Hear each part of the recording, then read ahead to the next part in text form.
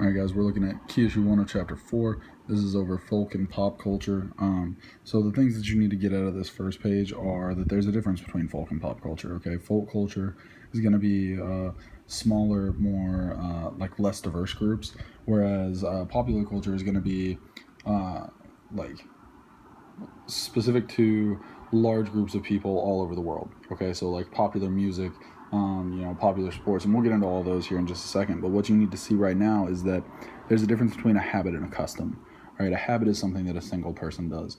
A custom is something that a lot of people do. Okay, so a habit can easily become a custom. A couple years ago, or last year, when Jose Bautista hit the home run against the Rangers and he bat flipped, okay, that was a habit for Jose Bautista. He bat flips when he hits home runs. It has since become a custom, okay? Now a lot of people are trying to do the bat flip and show off the pitcher a little bit.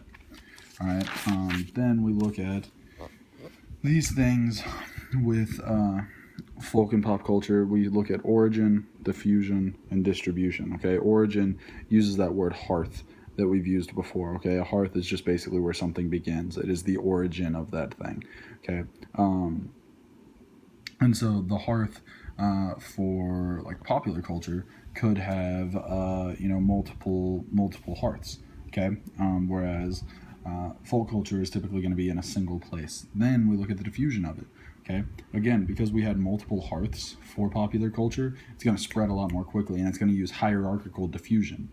Whereas, something like folk culture is going to be a lot more likely to use relocation diffusion, where it's basically like one Amish person picking up and moving to a different area and bringing the culture of the Amish with him, rather than it spreading quickly throughout America or something like that. Then we look at distribution. Okay, this is going to actually be kind of important for the quiz. You need to know the way that the Buddhists and really all of these pictures in general, how these images impact folk culture. Okay, and the basic thing is that you need to remember is that folk culture, the painting traditions, they are important from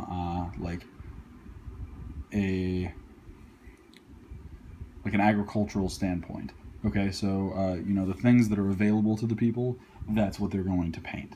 Okay, they're not going to be painting a bunch of stuff that they don't have access to regularly. All right, as far as folk music and popular music goes, this is, again, it's going to be the same sort of thing. Okay, the more access you have to something, the more likely it is to spread quickly. Okay, so there's a reason that like rap music that originates in Dallas or Houston is going to spread faster than rap music that originates in like Saskatchewan or something, and that's because there's broader communications, and then there's also just like the overall impact of something coming from that area. Okay, so folk music is going to be very different from popular music. Popular music is going to spread a lot faster. Okay, this is a kind of a cool map that we'll look at in class. But yeah, you just need to know the difference between folk music and popular music and how they diffuse, where their origins are, all that kind of stuff. All right, the book goes pretty in-depth with soccer, and honestly, it's super interesting. I would definitely recommend reading it. As far as the quiz is concerned, there's not going to be anything about soccer, but you never know what an FRQ might be. Okay, so knowing the origin of soccer being from a super fun game called Kick the Dane's Head to the international most important sport in the world that it is today is kind of important. So I would definitely know that. And then surviving folk sports. Baseball was once considered a folk sport because it was confined to just the North America. Okay, now that it is in Japan and that it's spreading throughout Latin America and South America, it's changing. But baseball was once a folk sport, just like soccer was once a folk sport. Okay, nothing just instantly becomes popular sport. It starts as a folk sport and then it goes on. So those are the main things that you need to get out of this. And we'll be doing a lot more stuff in class with it tomorrow.